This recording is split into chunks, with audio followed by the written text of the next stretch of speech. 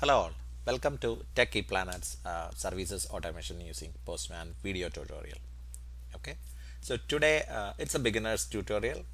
Today we are gonna see what is Postman and how one should be able to perform manual and automation testing using Postman for RESTful web services. Okay, so that is the agenda, that is the high level objective of this session, and we will be covering basic HTTP operations, how to perform get, post, put, delete methods using Postman. Then we will see what are collections in Postman. Then we will see how headers and authentication can be handled in Postman.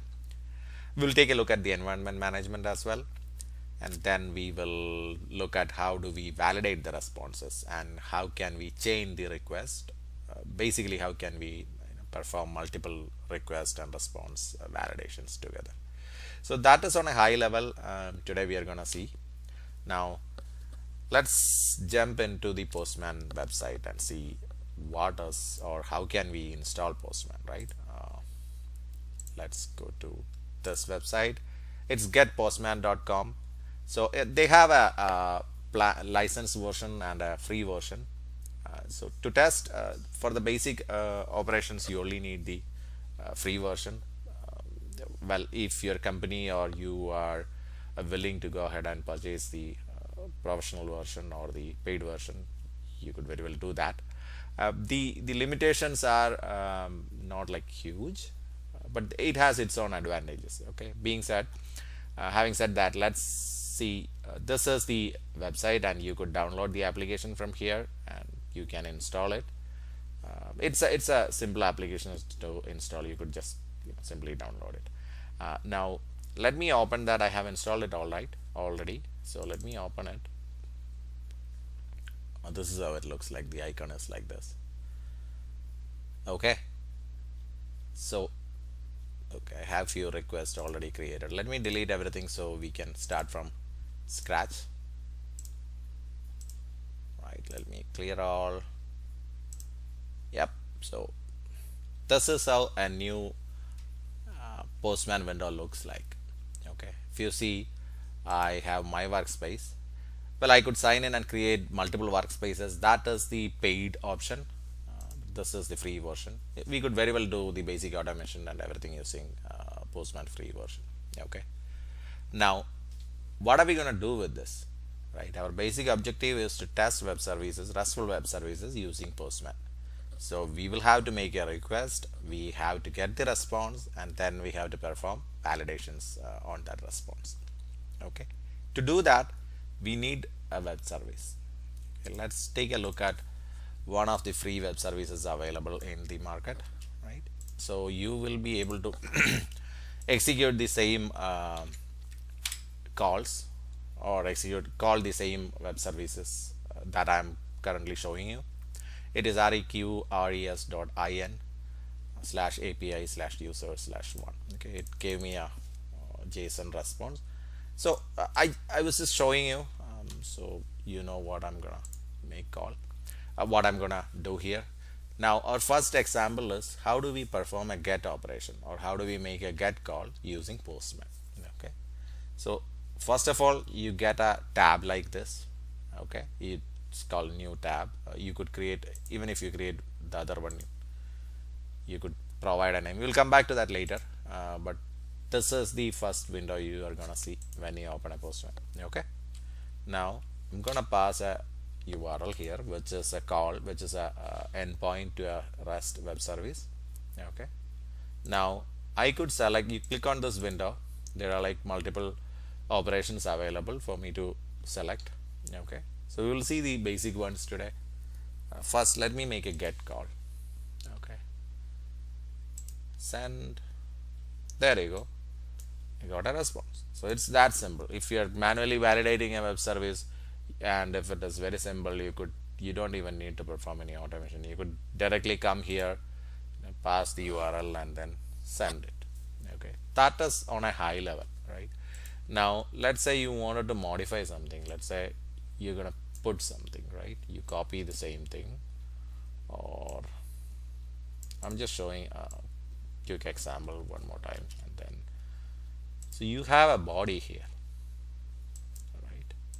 Well, let's not jump into put, right? Let's go in order. Let me make a post one, which means let me create a request for you, right? So I am gonna take out the ID, so I'm gonna post. Look at this, I can select the response format as JSON. Okay, so it formatted for me like JSON, and the content type of the request will be passed as application/JSON. Okay, now I don't need ID when I create a request. I'm gonna pass first name, last name. First name as, let me create one, tech, and then I'm gonna say ePlanet, right? Now w.techeplanet.com. So this is what I'm gonna create, okay, which is my post request. I'm gonna send. Okay, I got the response. See, it created. First name is tech, and then it is ePlanet.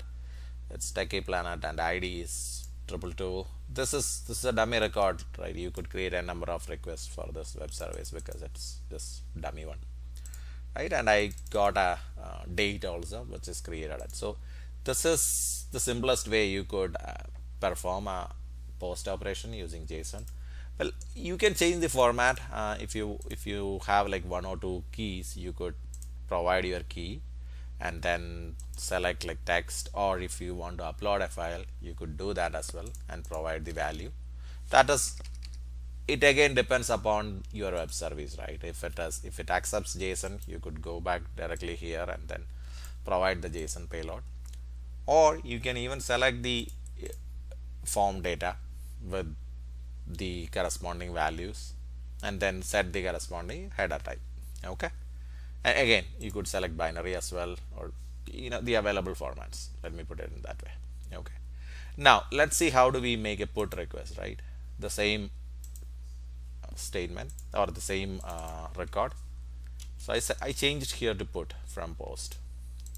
Now I'm gonna go here, pass my ID, and where is my body?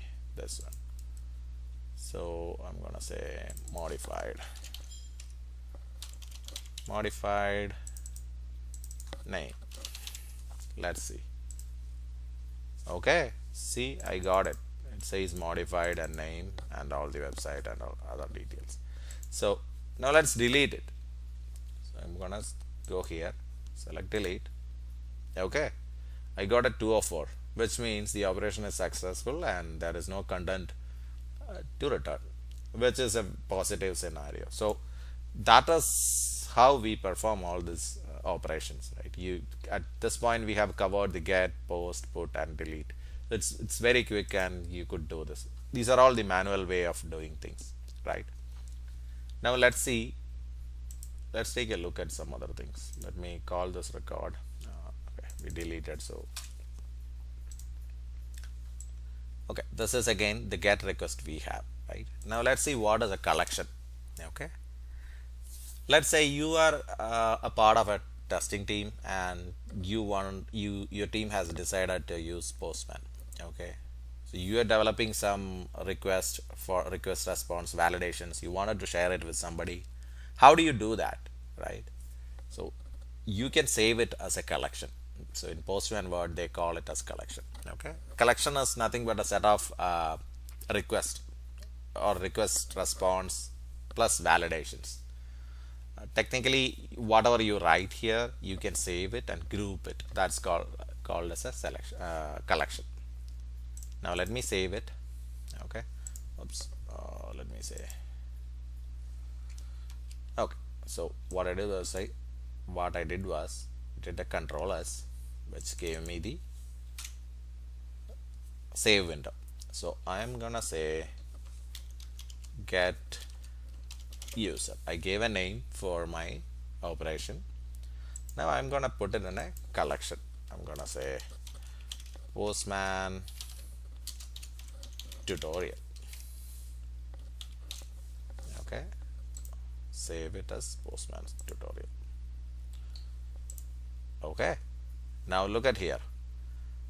I have a collection named Postman tutorial. Then I have a operation which is a get operation under that part of the Postman tutorial. Now I could add n number of operations in this same collection and make it as a suite, like a test suite, right? So let's see if I could run it from here. See, it's opened a collection runner. Now it's gonna ask me all the other details, which we will come into it later. But let's say run Postman tutorial. Okay. Run summary 200. Okay. So it says 0 pass, 0 fail because we haven't added any validations. That's why you see that. But we will come back to it. Look at this. It ran this particular request. This is the URL. These are the headers which it passed automatically. Okay, there wasn't any request body available because it was a get call. And this is the response headers available. That's fine. Now this is the response we got. Okay, so that is it. Now since I saved this, let me close it. Okay, now I wanted to relaunch that. Here you go. I got the same details, right? There you go. It's just I needed to run it. Every time if I want to see the new response, I just need to run it. So that is how we use collections. Okay, now let's say I wanted to share it with somebody else. Okay, what do? I'm gonna import that. I'm sorry, I'm gonna export that, right? I'm gonna right click and say export. I'll select the latest one which is recommended and say export to, let me say, where do I say, documents. Alright, yeah, it's gonna say postman tutorial.postman collection. Cool, it's saved. Let's open that. Right, documents. Okay, you know what, let me open with notepad. See, this is how it saves. It's a JSON and it has all the metadata requires to import and export the collection. So now if I wanted to send it, or if I wanted to check into Git or SVN or any source control system, I could use this collection and then save it. Okay, that is the details about collection. Now every web service, right, majority of the web service requires authentication parameters, authentication, authorization, other headers. So let's quickly take a look at how do we authenticate a request. So if you see here, there are different mechanisms to authenticate. We will see the basic authentication, which requires a username and password. Let's assume this request requires a username and password to be supplied. How do we do that? We come here, we say basic auth, we will say tech eplanet username, then password. Okay, I could see a show password. I just typed password, let's say 001. Okay, now if I send it, I mean obviously this doesn't require any password or username, it's a public API, but this is how you send it. Now if you look at the header, right, see, it actually encrypted that, and then this is how it passed the username and password. Okay, it's a base 64 encrypted string.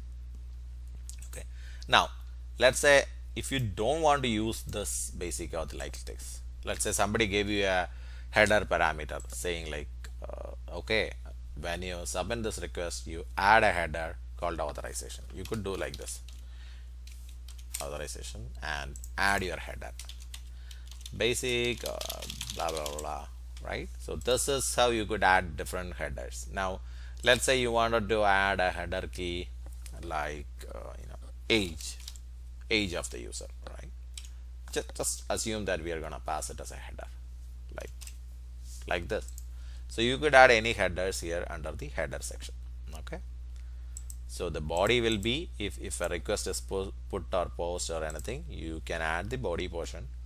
You could add the headers in the header tab, and if you look at the authorization, you could add any type of authorization. So that is about the authorization and the header.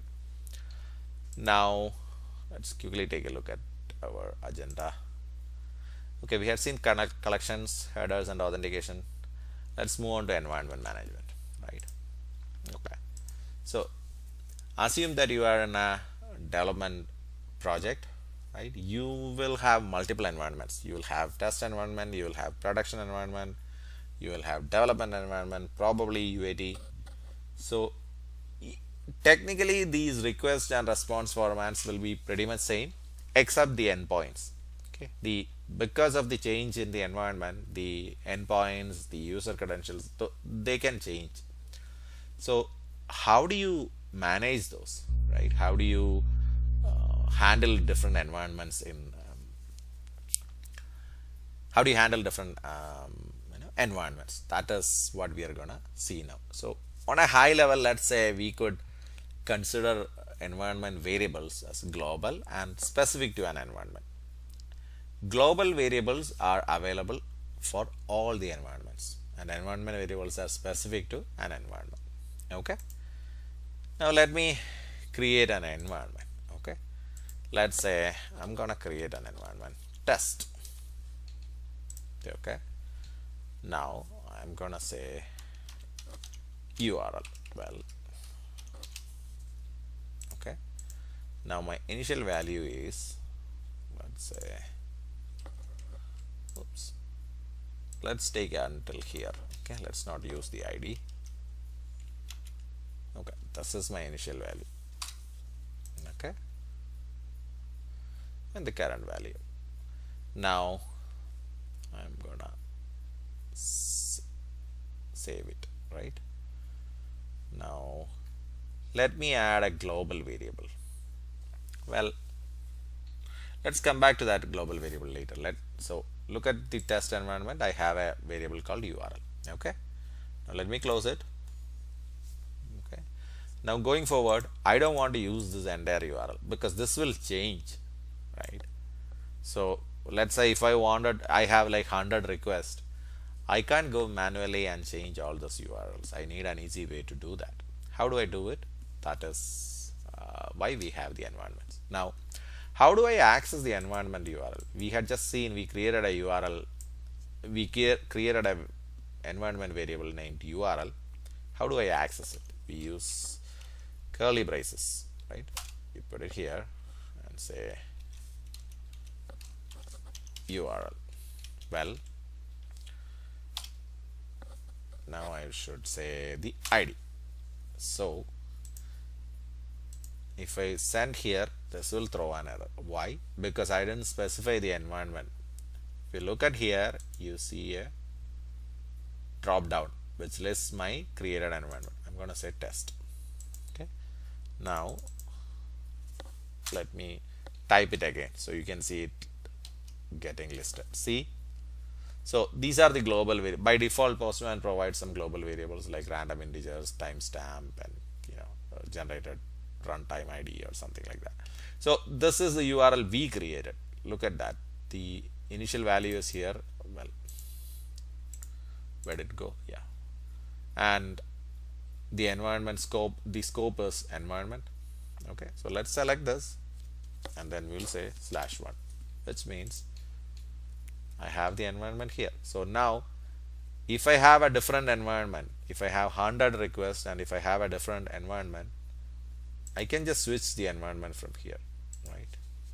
So that is how the environment variables work. Now about the global variables, right? If I click here, I can see the details, the current selected environment, the variables and the globals. So let's edit a global variable, right? I'm gonna say URL2 just for our example, right? Now I'm gonna save it. Well, now it's good enough. So now let's type in here and see what else we have. See, The URL2 is global variable. So this URL2 is available across all the environment, whereas this is specific to test environment, the environment which I created. That is the only difference. Okay. Now we had seen how the environment work. Let's move on to response validations, right? Okay. Now, okay, we made a get request. We got the ID, we got the first name, last name, and the avatar. But how can we validate it, right? So if you look at here, there are tests here. We could write different tests to validate it. So how do we write tests? What, how can we write tests? Let me put it in that way. So technically, to write the test, we use JavaScript. Okay, and to validate the response, if you are familiar with JUnit, TestNG, or those kind of testing framework, there is one testing framework in JavaScript called Chai testing framework, right? Chai assertion library, basically. That is what it is using here for performing assertions. So it's part of the Chai testing framework, which is a JavaScript based testing framework. Okay, so now let's see how do we validate the response. So to validate the response, first we need to get hold on to the response object. Okay, let's make the response, let's get the response into a variable first. Okay, you're gonna say JSON data, or say JSON response equal to Postman provides an object named PM. Okay, so this will have all the details of request, response, the timestamp, whatever you need as part of the request and response. By default, Postman provides you an object named PM. Okay, so you should access it using PM. So you are gonna say PM.response, which is the response object, and then you're gonna convert that into JSON. Okay, so now you have a variable JSON response, which is the JSON format of the response, which is nothing but just this. Okay, now what are you gonna validate now? Let's say you're gonna write test to validate. Okay, pm.test. This is how you write the test in using Chai framework. Validate ID of user. Okay, now you're gonna say function, well,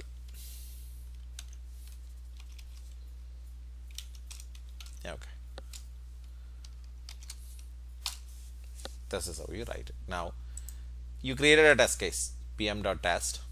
The objective of the test case or the description is validate ID of user, and like the typical JavaScript way, you are going to create a function, right? What are you going to do? You're going to say pm dot expect. You're expecting something, right?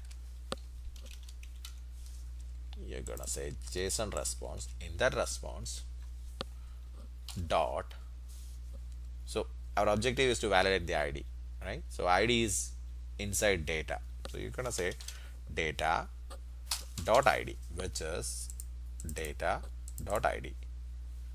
Okay, oops, sorry, data dot ID to equal 1. Okay, let's see how it is gonna work. My bad, it should be like this. Okay, so you're gonna wrap it as expect this portion JSON response dot data dot ID to be equal to 1. That is the test case. Now let's run it and see. Let me save it before that. So okay, it says equal to, oh my bad, it is not EQUL, you could provide EQL. See, it passed. Okay. Now let's create one more test case to make it fail. Let's say negative test case. Okay. Let's say expect the ID to be 0.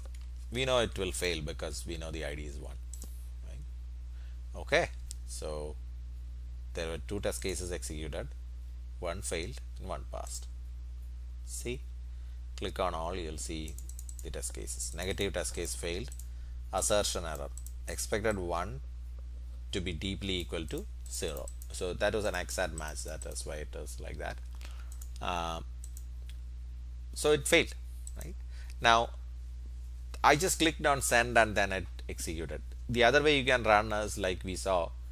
You could right click. Well, you could click here and then run it. Just say run. It will open the runner, and then like here, if you have multiple environments, you could select that and then say run the Postman. Okay, so you get these details. Remember, we saw this as 0 before. Now we have one passed and one failed. The passed one is validate ID of a user, and the failed one is negative test case. Okay, so that is how we perform validations. Now let's take a look at our objective response validation. We covered this.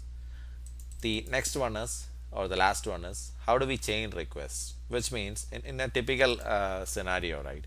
You create a record using a post request, then you get that ID or some value from that. Then you use that ID to perform other operations like get or put or delete, those kind of things. So basically you might have some other details or other request as a precondition, right? So how do you chain that request? Let's see that. Okay, now let me right click and duplicate this. Okay, so it's exactly the same. Now let me say get user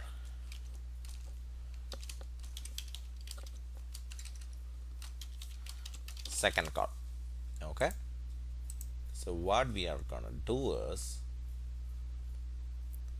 we are gonna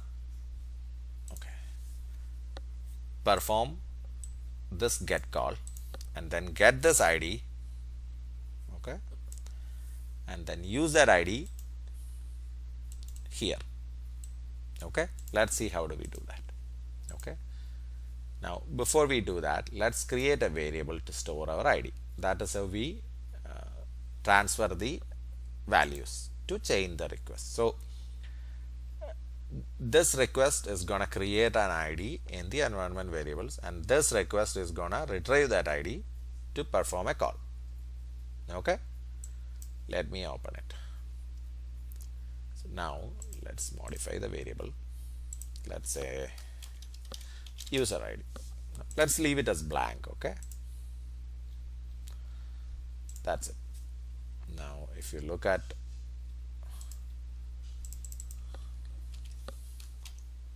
see, we have the user ID here, but it's blank, you know that, right?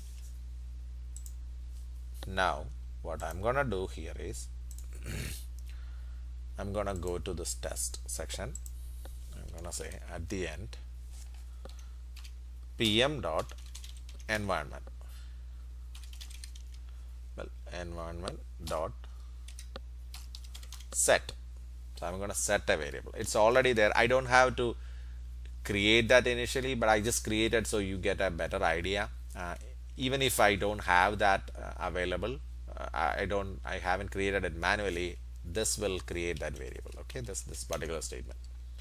So I'm gonna say user ID, the value is JSON response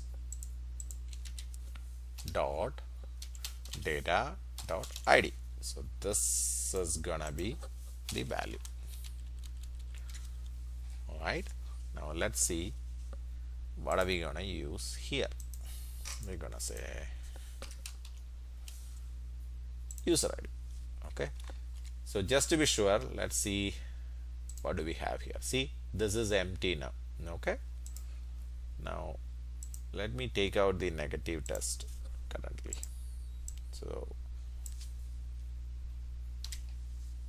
okay, for the second test case, well, maybe for both, let me take it out.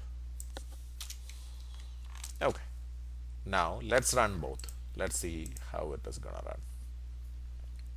Okay, just to be sure, look at the second call. We don't have any ID mentioned here. Okay, it should be set dynamically. That is how we change the request. Now let me run it. Okay, this is the previous run, so ignore that. Now I have selected the test environment. Now let me run it. Okay, so this is the get user call, which is fine, it passed. This is the get user second call. Okay, let's take a look at that. Let's take a look at the request URL. Let's see what it passed. See, it passed 1. How can it pass 1? Because it's set here, right? In this request, it set the environment variable user ID as 1. That is how we chain a request.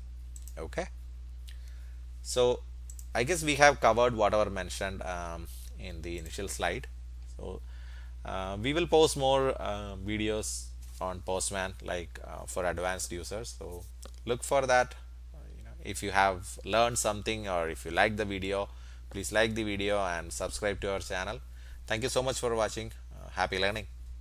Thank you.